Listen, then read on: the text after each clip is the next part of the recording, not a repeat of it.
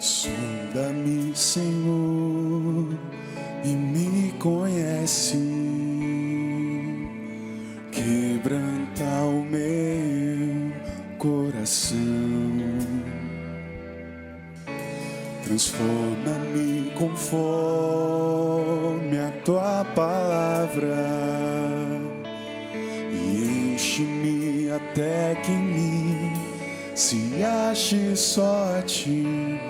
Então usa-me, Senhor, usa-me como um farol que brilha à noite, como ponte sobre as águas, como abrigo no deserto, como flecha que acerta o alvo. Eu quero ser usado da maneira que te agrade, em qualquer hora, em qualquer lugar. Eis aqui a minha vida, usa-me, Senhor, usa-me. Sonda-me, Senhor, e me conheces. Quebranta o meu coração. Transforma-me conforme a tua palavra e enche-me até que em mim se ache só a ti. Então usa-me, Senhor, usa-me como um farol que brilha à noite, como pouso sobre as águas, como abrigo no deserto, como flecha que acerta o alvo. Eu quero ser usado da maneira que te agrade, em qualquer hora, em qualquer lugar. Eis aqui a minha vida, usa-me, Senhor, usa-me. A igreja, sonda-me, quebranta-me, transforma-me, enche-me, usa-me,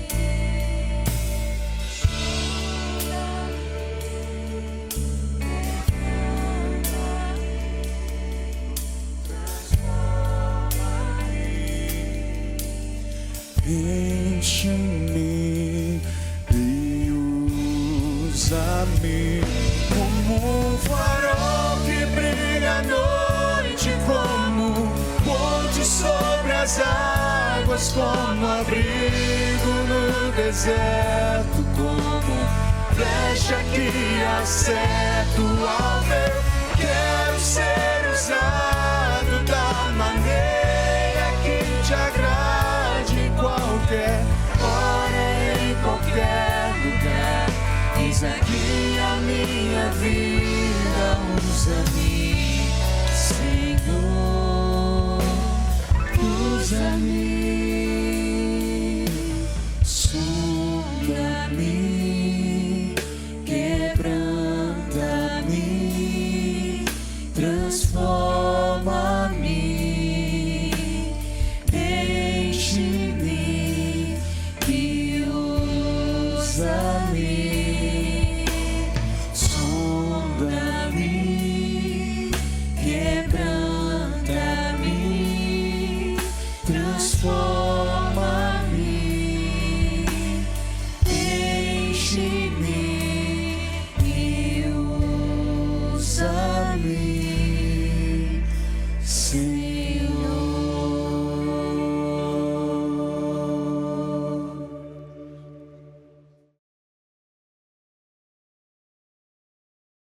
Olá, meus irmãos, Estamos aqui para mais uma reflexão no Culto nos Lares e hoje nós vamos conversar sobre o capítulo 7 do livro Humildade, a verdadeira grandeza, de C.J. Mahaney.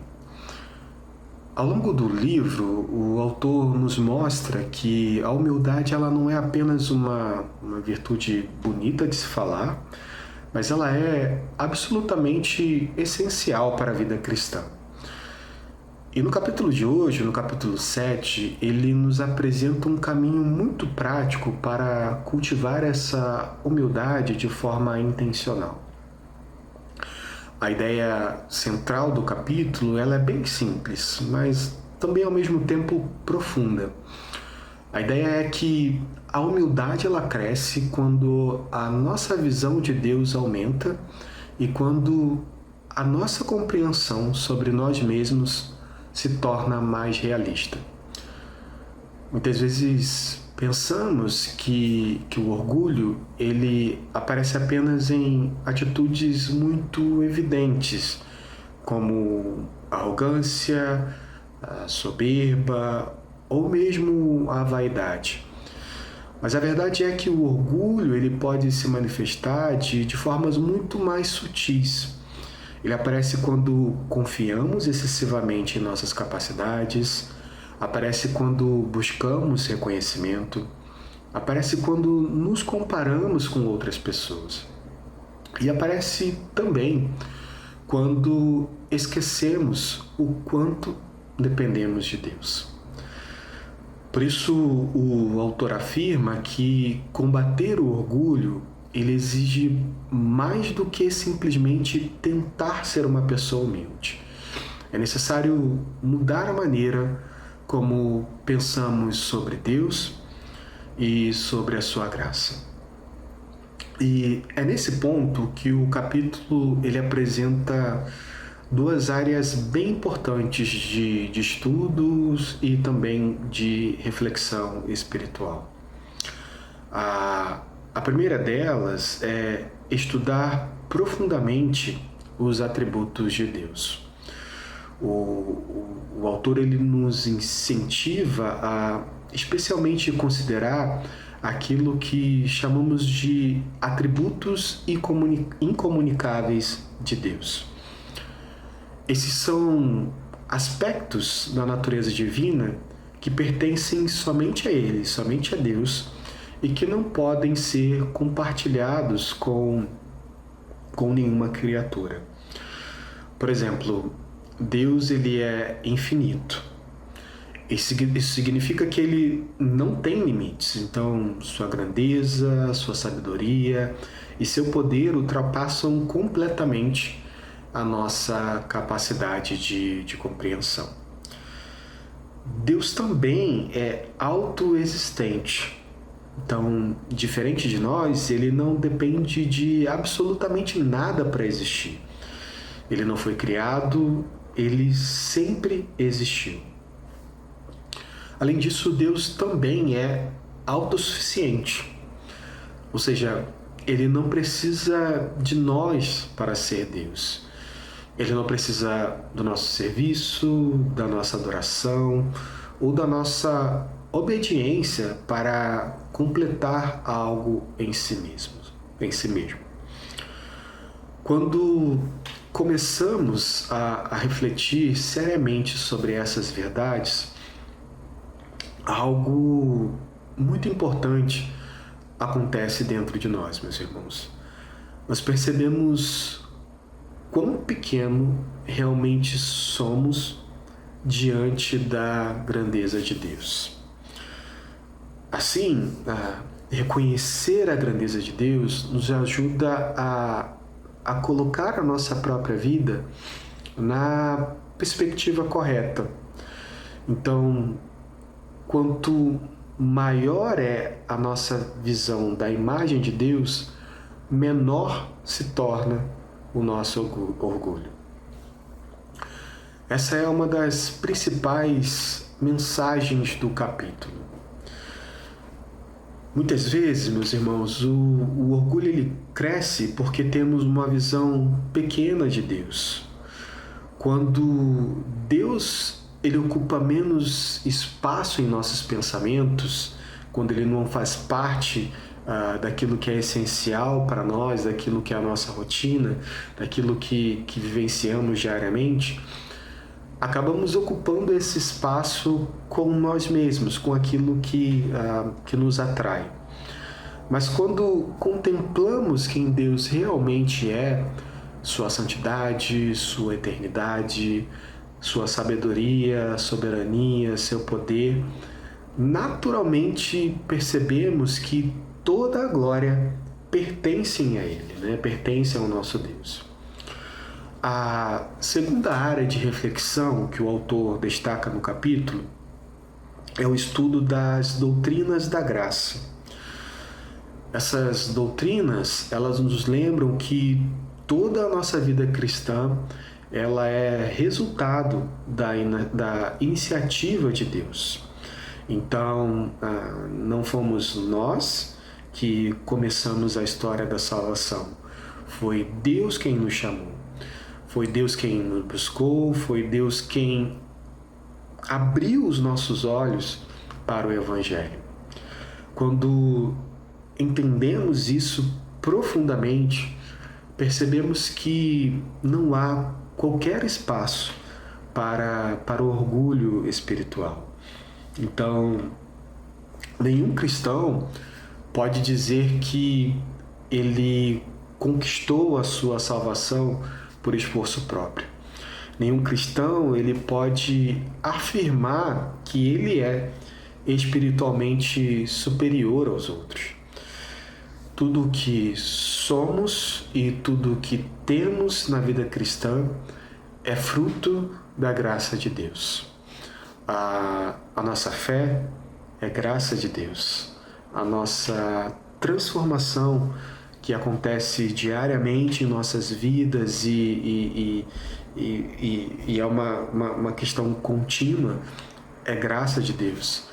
A nossa perseverança também é graça de Deus. A nossa esperança do que vivemos agora e a esperança no porvir também é graça de Deus. E quando entendemos isso, a resposta natural do coração é a humildade. Porque se tudo vem de Deus, então toda a glória pertence a Ele. Não sobra nada para nós, nada nos pertence, né?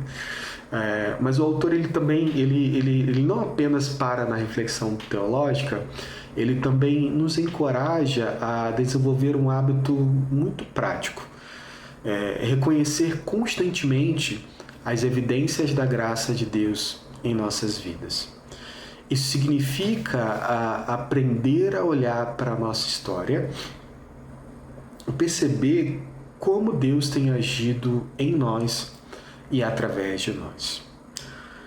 Muitas vezes nós temos a tendência de atribuir nossas conquistas ao nosso próprio esforço. Então, pensamos que alcançamos certas coisas por causa da nossa disciplina, da nossa inteligência ou mesmo da nossa dedicação.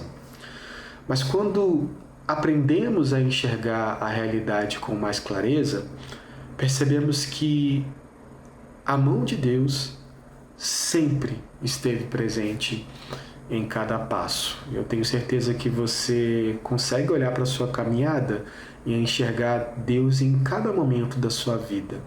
Então, é Deus quem nos sustenta nos momentos difíceis, é Deus quem nos dá a oportunidade ou nos deu as oportunidades que nós tivemos.